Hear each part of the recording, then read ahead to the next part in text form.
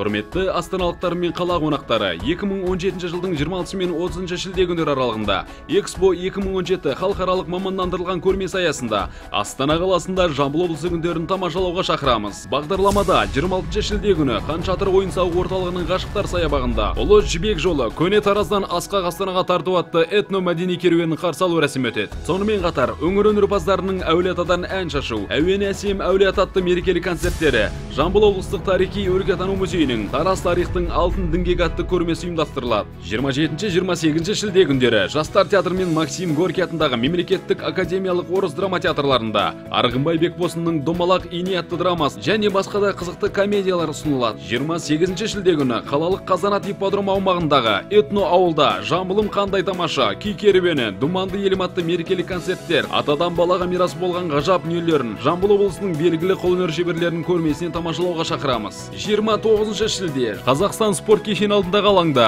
Жамбыл облысы тауар өндірушілерінің көрме жәрмеңкесі және этно ауылда көкпар, аударыспақ, жамбы ату, теңге ілу, қазақ күресі, асық ату, бестас алаңдағы тоғызқұмалақ ойындарынан көрсетілім, құсбегілер мен тазиттер көрмесі және Жамбыл облыстық филармониясы Алатау фольклорлық ансамблінің ғасырлар әуен атты концертімен елімізге танымал ақындар мен әншілердің бірлескен бір әуен бір өлең атты ән жыр кеші өтеді. 30 шілде Таразым тарих ақтаңы Астанам елдің мақтан атты облыс жұлдыздарының гала концерттерін тамашалауға шақырамыз. Келіңіздер, көріңіздер.